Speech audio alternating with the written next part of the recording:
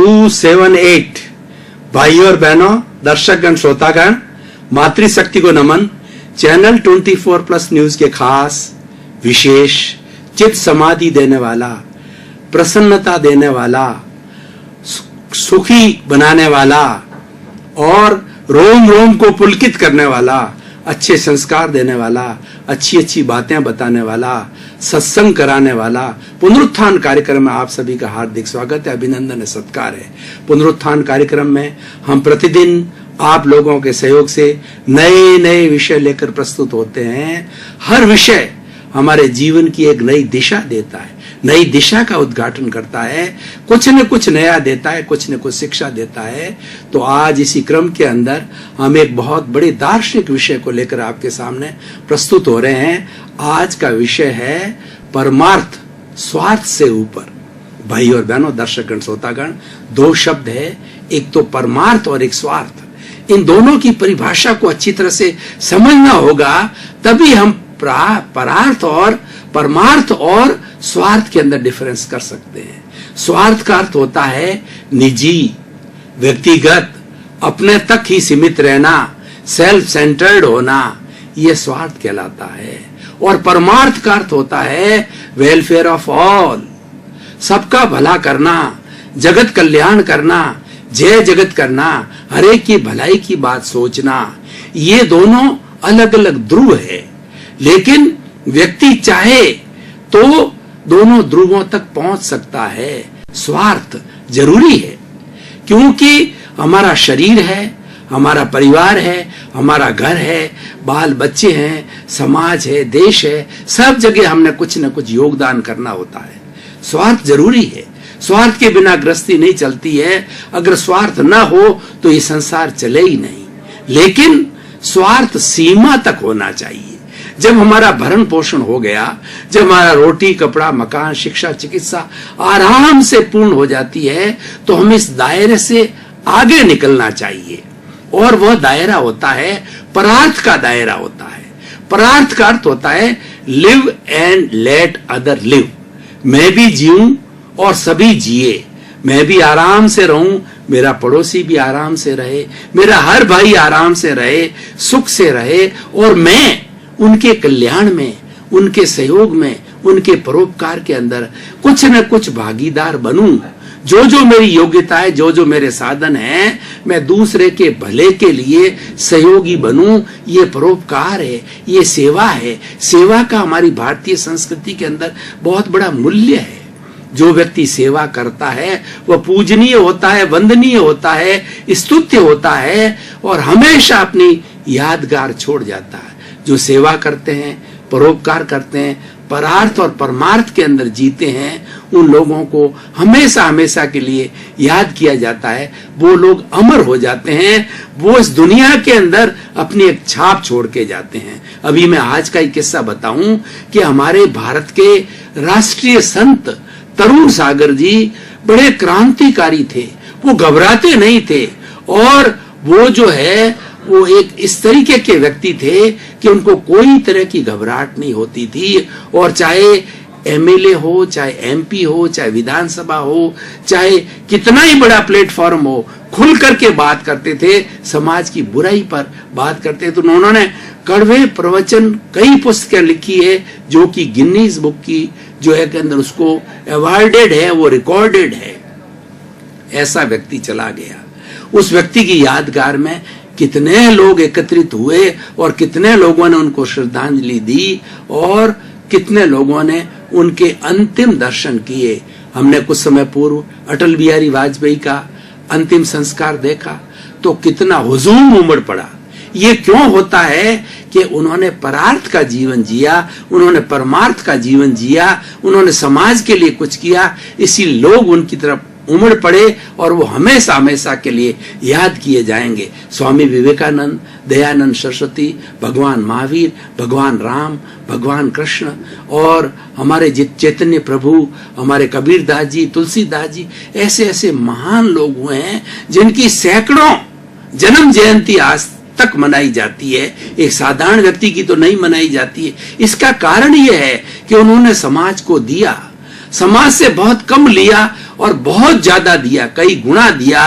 वे समाज के उत्थान के लिए ही जन्मे थे, समाज के भलाई के लिए ही जन्मे थे, समाज को दिशा दिखाने के लिए जन्मे थे, इसीलिए वो हमेशा हमेशा के लिए याद किए जाते हैं। तो मैं बात कर रहा था परार्थ की चेतना की।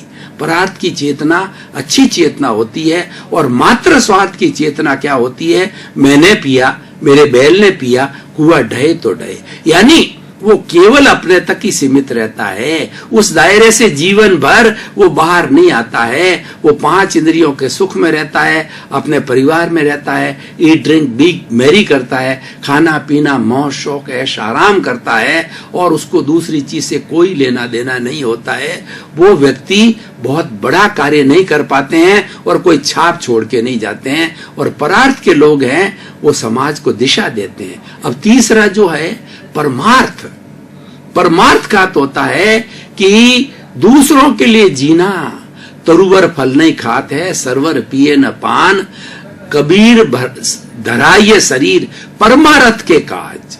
यानी कुछ लोग ऐसे होते हैं जो जन्मजात जब जन्म लेते हैं तो परमार्थ के लिए निकल पड़ते हैं, वो सन्यासी बन जाते हैं, या अपना सारा जीवन जो है समाज को अर्पित कर देते हैं। वो ब्याह नहीं करते, शादी नहीं करते, और वो गृहस्थी में भी नहीं फंसते, और सारा जीवन हर क्षण समाज के भले के लिए, समाज की सेवा के लिए, समाज को दिशा दिखाने के लिए, समाज में व्याप्त बुराइयों पर कटाक्ष करने के लिए वो लोग जन्म लेते हैं, और जन्म लेकर के बहुत बड़ा समाज का उत्थान करते हैं।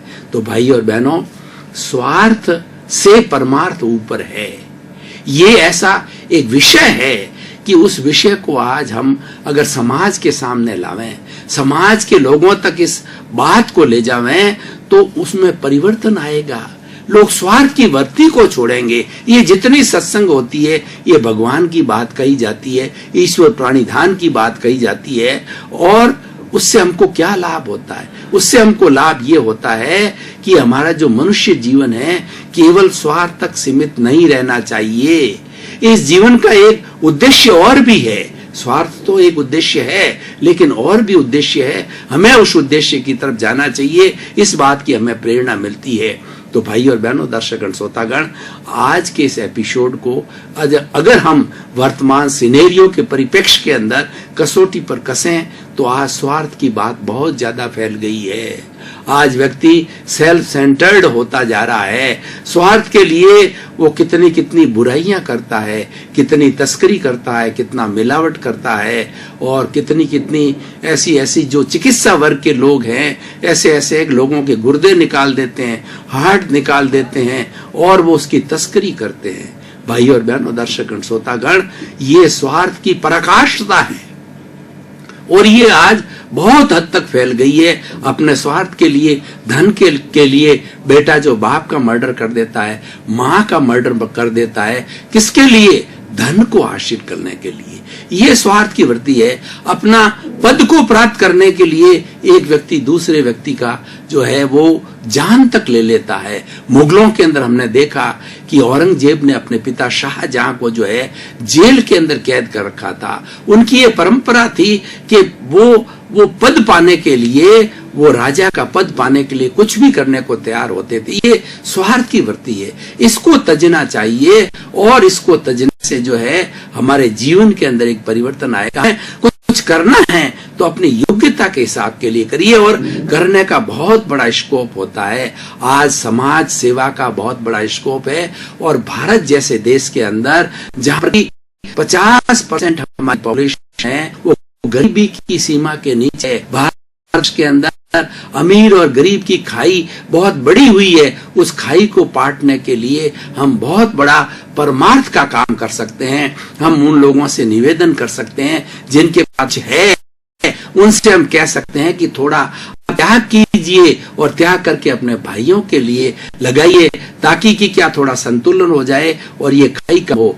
विनोबा भावे जो हमारे भारत रत्न है, उन्होंने भूदान यज्ञ प्रारंभ किया, और वो गांव गांव गए, घर घर गए, और हर बड़े जो है ऐसे ऐसे सामंत से मिले जिनके पास में बहुत बड़ी जमीन थी, उनसे 1 बीघा, 2 बीघा, 5 बीघा, 10 बीघा, इस तरीके से करके 4.5 लाख जो है एकड़ जमीन उन्होंने भूदान के अंदर, दान के रूप के अंदर प्राप्त की। और किसको दी? जिनके पास बिल्कुल जमीन नहीं है और जिनका निर्वाह नहीं हो रहा है, वो सरकार से उनके पट्टे बने। और कितना बड़ा जो है एक परमार्थ का काम है भाई और बहनों, दर्शकगण, श्रोतागण। आज ये अगर किया जाए तो बहुत कुछ जो हो सकता है और लोग कर रहे हैं।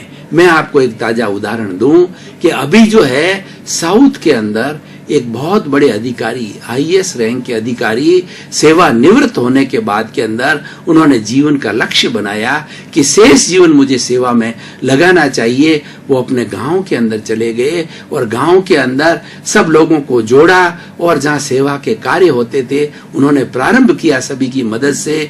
गांव का तालाब है उसको अच्छा कराया, स्कूल को क्रमोन्नत किया, उसके अंदर बच्चों की पढ़ाई का दिया, हॉस्पिटल को जो है बड़ा बनाया और गांव के अंदर सफाई करी और गांव के अंदर बिजली की, पानी की जितनी एम्यूनिटीज थी, उस एम्यूनिटीज को जो है वो लोकल सेल्फ बॉडी यानी लोगों के सहयोग के साथ में उन्होंने खड़ा किया, इसलिए बहुत पॉपुलर हो गए।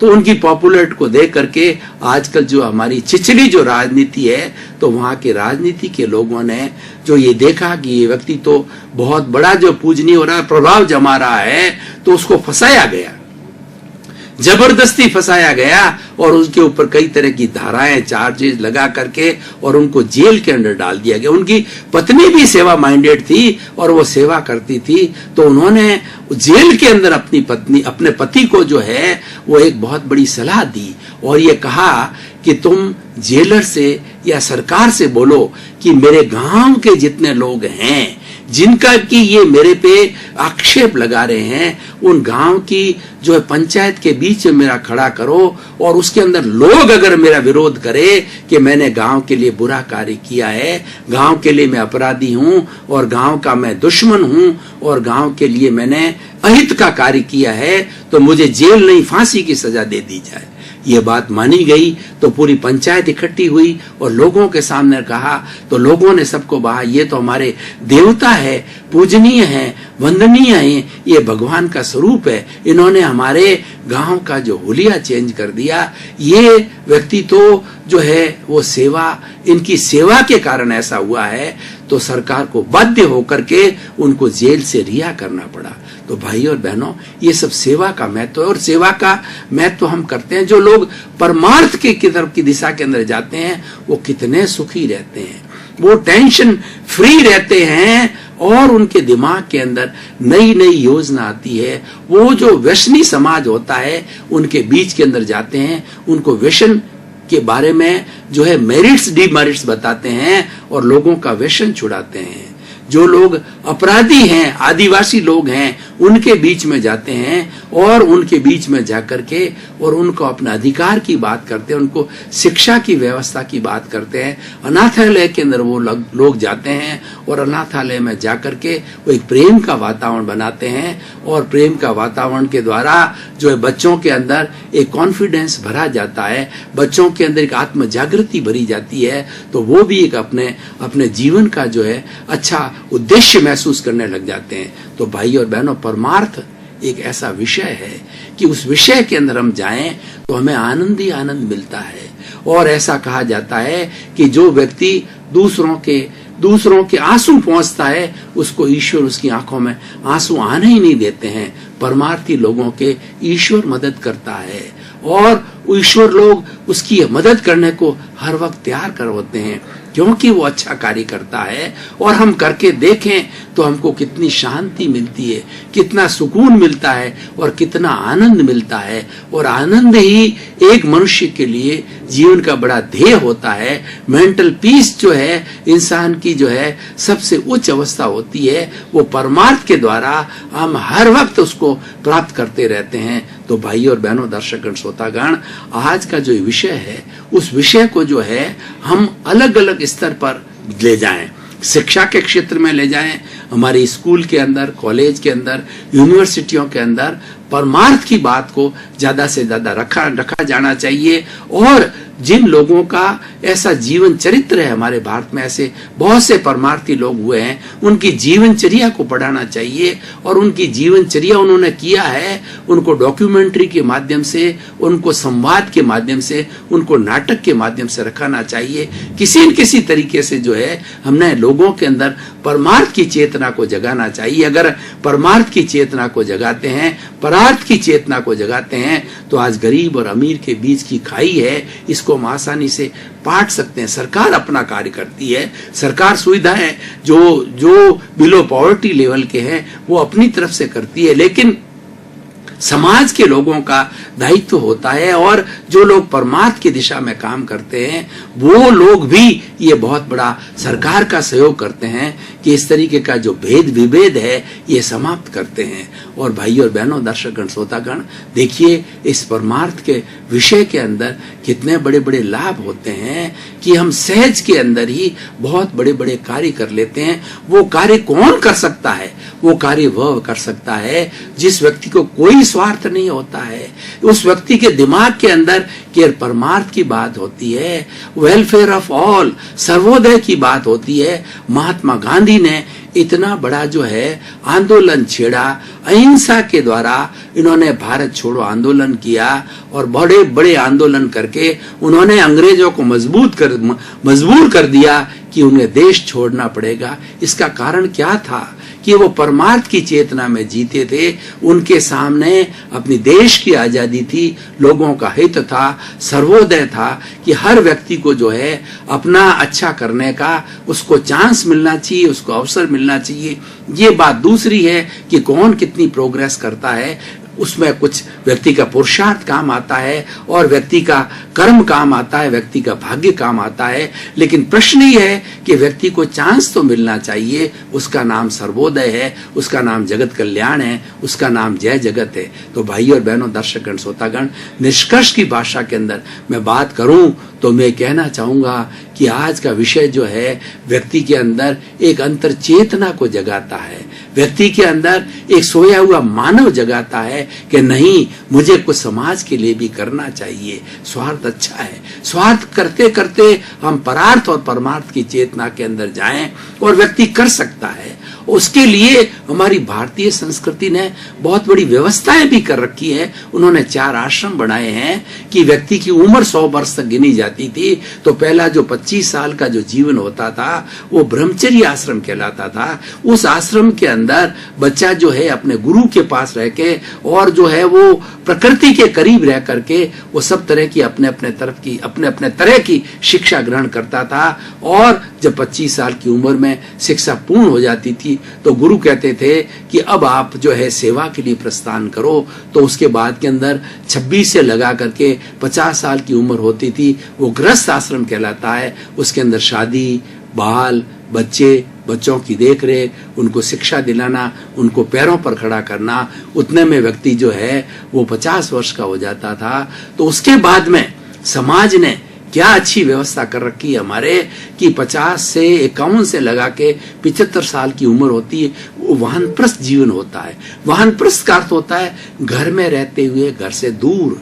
आप घर में भी रहो लेकिन घर से दूर का मतलब है अब आपकी जो सारी सोशल लायबिलिटीज है, आपकी पारिवारिक लायबिलिटीज है, पूरी हो चुकी है। अब अपना जीवन जो है परार्थ और परमार्थ की चेतना के अंदर लगाइए और उसके अंदर रह करके आप अपना समय जो है समाज, जहां पर आपका दिलचस्पी है, जहां पर आपका इंटरेस्ट है, जहां पर आपकी योग्यता है, उस योग्यता के अंदर आप अपने जीवन को लगाइए। आप अगर शिक्षक हैं तो शिक्षा का कार्य कीजिए, बच्चों को पढ़ाइए और अलग अलग संस्थाओं के अंदर वहां जाकर के और आप निःशुल्क अपनी सेवा दें। दर्शकगण, श्रोतागण, भाई और बहनों, बहुत बहुत धन्यवाद। आपके प्रति कृतज्ञता, साधुवाद। पुनरुत्थान कार्यक्रम को आप देखते रहिए, उससे हमको प्रोत्साहन मिलता है। हम नए नए विषयों को लेकर के आते हैं और हर बात को शोध परख रूप से रखा जाता है। हर बात को कई डायरेक्शन से मल्टी डायरेक्शनल बात कही जाती है, उससे वो बात जो है वो बहुत गहराई में चली जाती है। तो हमारा उद्देश्य भी है कि हम ज्यादा से ज्यादा लोगों में परिवर्तन लावें, एक अच्छे समाज का निर्माण करें। इसी क्रम में आपके प्रति मंगल भावना, शुभकामना ओम।